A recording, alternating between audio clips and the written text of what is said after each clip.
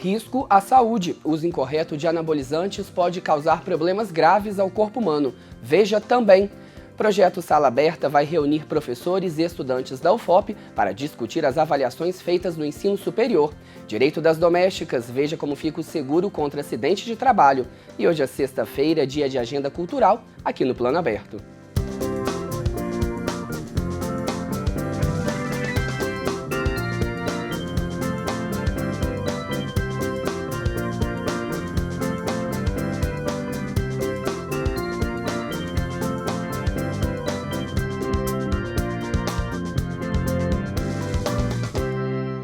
Olá! Os esteroides androgênicos anabólicos, mais conhecidos como anabolizantes, são muito usados na busca por maior desempenho nas competições esportivas, cura de lesões e até mesmo esteticamente. Entretanto, o consumo indiscriminado desse tipo de produto pode causar danos irreparáveis ao corpo humano. Veja mais detalhes com Kênia Marcília. A busca pelo corpo perfeito nos faz questionar.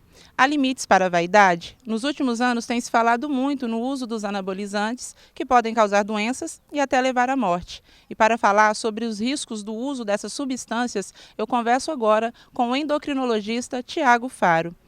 Doutor, quais os efeitos colaterais mais comuns, associados ao uso indiscriminado dos anabolizantes? Bom, então a gente tem que determinar primeiro o que são anabolizantes. Porque existe uma série de hormônios que tem essa ação anabolizante, que é de aumento de síntese de várias substâncias, entre elas proteínas, que são as mais comuns. Dentre os anabolizantes, a gente tem os esteroides anabolizantes, que na verdade são hormônios masculinos, que são utilizados exatamente para esse efeito, de aumento da síntese de proteína e eventualmente de glicose também, mas especialmente de proteína. Bom, os hormônios anabolizantes esteroides sexuais, eles causam várias coisas, né? Dentre elas, a gente pode localizar o aumento da oleosidade da pele e, portanto, o aparecimento, ou pior, o agravamento da acne. A gente tem o aumento dos pelos faciais, então bigode e barba. Isso é bem comum, imperceptível em homens, mas bastante comum em mulheres. O aparecimento da calvície, né? A calvície é uma característica quase exclusivamente masculina, ela depende desse hormônio, então o excesso do hormônio masculino faz ocorrer com uma frequência maior e uma intensidade maior a calvície, isso pode acontecer inclusive em mulheres. A ginecomastia, que é o aparecimento de mamas em homens. Como o corpo ele sente que há uma circulação excessiva do hormônio masculino, ele então para de produzir, exatamente para evitar o excesso. Então os homens eles deixam de produzir a sua própria testosterona, eles passam a depender dessa testosterona ou desse hormônio similar fornecido, né, pela injeção ou pela ingestão dos anabolizantes. Isso faz então com que o homem pare de produzir espermatozoides e seja incapaz de ter uma prole, né, de produzir uma prole, de produzir bebês, etc.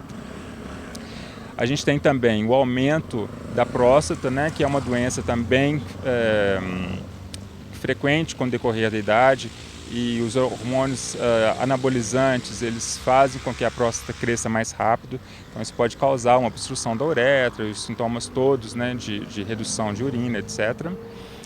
E os anabolizantes eles também aumentam as células vermelhas, exatamente para dar um pouco mais de força, oxigenação, e esse aumento de células vermelhas eles podem estar relacionados à apneia do sono, quer dizer, a pessoa ela começa a roncar mais, e durante esses roncos ela pode ter dessaturações, que é uma queda de oxigênio, isso pode levar a arritmias, inclusive à morte.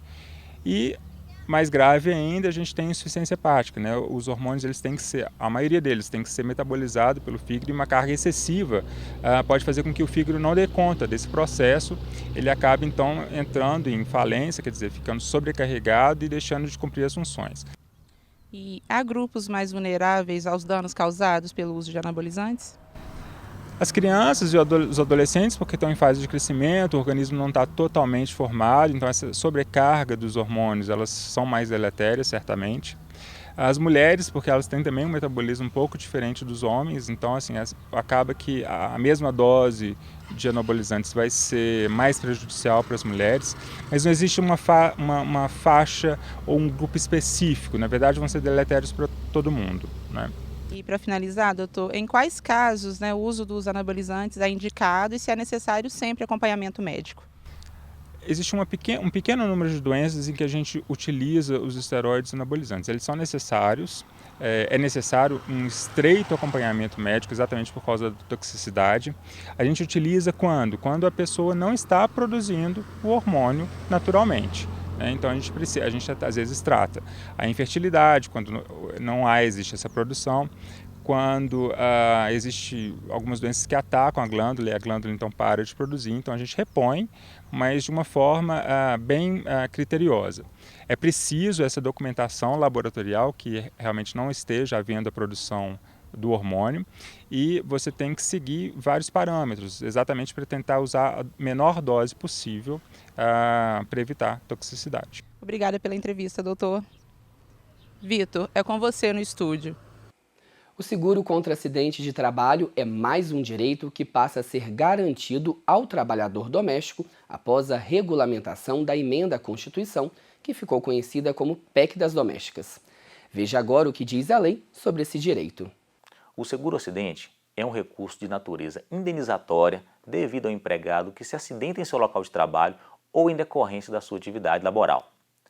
A Lei Complementar 150, conhecida também como PEC das Empregadas, regulamentou da seguinte forma: o empregador deve recolher mensalmente 0,8% da remuneração do seu empregado, o valor para contribuir para o fundo, e assim o empregado doméstico também terá direito a esse auxílio-acidente caso venha se acidentar.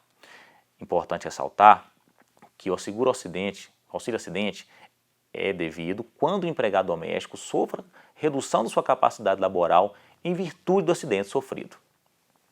Importante frisar que o empregador deve reduzir as possibilidades de ocorrência de algum acidente, fornecendo botas, luvas, roupas, equipamentos e reduzindo o contato com agentes físicos, químicos e outros. É importante também frisar que o empregado doméstico deve ter acomodações adequadas. Caso durma e permaneça na casa do empregador, é necessário que seu ambiente tenha ventilação, energia elétrica e as condições mínimas para viver com dignidade. Vale destacar que a nova lei garantiu aos empregados domésticos os mesmos direitos trabalhistas que os demais trabalhadores registrados com carteira assinada. A emenda constitucional assegura desde o dia 3 de abril de 2013 9 novos direitos, como jornada de trabalho de 8 horas diárias e pagamento de horas extras. Outros 7 benefícios foram regulamentados no último dia 1º de outubro, como seguro contra acidente de trabalho, que a gente acabou de ver. O governo tem agora 120 dias para regulamentar o chamado Simples Doméstico, um sistema que vai unificar todos os pagamentos feitos pelo empregador. A exigência desses pagamentos, de acordo com a nova lei, entra em vigor após esses 4 meses. E você já sabe o que vai fazer no fim de semana? Confira então as opções que o Felipe Barbosa separou para ajudar na sua escolha. Vitor, o fim de semana está cheio de atrações. A série de concertos do Museu do Oratório recebe no sábado a cravista uruguaia Cristina Garcia Banegas. A apresentação acontece às 6h30 da noite nas dependências do museu e os ingressos custam R$10. Vale lembrar que moradores de Ouro Preto têm entrada gratuita mediante apresentação de comprovante de endereço. No sábado e no domingo, o Teatro SESI Mariana recebe o espetáculo Desencantados, um conto de farsas. A comédia, inspirada em tradicionais histórias infantis, acontece nos 2 dias, às 8 da noite. E os ingressos antecipados, além da meia entrada, custam R$7. Entre no nosso blog e confira essas e outras atrações culturais da região. Acesse tvufop.blogspot.com.br. Estão abertas as inscrições para mais uma edição do programa Sala Aberta da Universidade Federal de Ouro Preto. O evento, dessa vez, vai discutir as funções da avaliação no ensino superior e suas contribuições para o processo de aprendizagem. O convidado desta edição será o professor aposentado da Universidade Federal da Bahia, Cipriano Carlos Lucchesi. As inscrições devem ser realizadas até a próxima terça-feira, dia 20, no site da UFOP. A palestra acontece na próxima quinta-feira, dia 22, no auditório do Centro de Convenções da UFOP. Vale lembrar que as palestras do Sala Aberta buscam desenvolver o diálogo entre professores e alunos da pós-graduação sobre os desafios da docência no ensino superior. O programa, que é coordenado pela Pró-Reitoria de Graduação, também desenvolve durante os semestres letivos, oficinas e debates, além de uma plataforma online para troca de experiências. Outras informações você pode conseguir pelo e-mail salaberta@prograde.fop.br ou pelo 3559-1331. E uma última notícia: nesse domingo começa o horário de verão. À meia-noite de sábado, moradores de 10 estados das regiões Sul, Sudeste e Centro-Oeste e do Distrito Federal devem adiantar os relógios em 1 hora, ou seja, vai mudar para 1 da manhã. A prática, que começou entre 1931 e 1932, tem como objetivo aproveitar melhor a luz natural do dia, reduzindo o consumo de eletricidade no fim da tarde, período em que é registrada a maior demanda por energia. Nos últimos 10 anos, o gasto de energia caiu em média quase 5% no horário de pico. Com a medida, o governo espera economizar 4 bilhões de reais. O horário de verão segue até o dia 21 de fevereiro de 2016. E a gente fica por aqui. Aproveite o seu fim de semana e até o nosso próximo encontro, na segunda.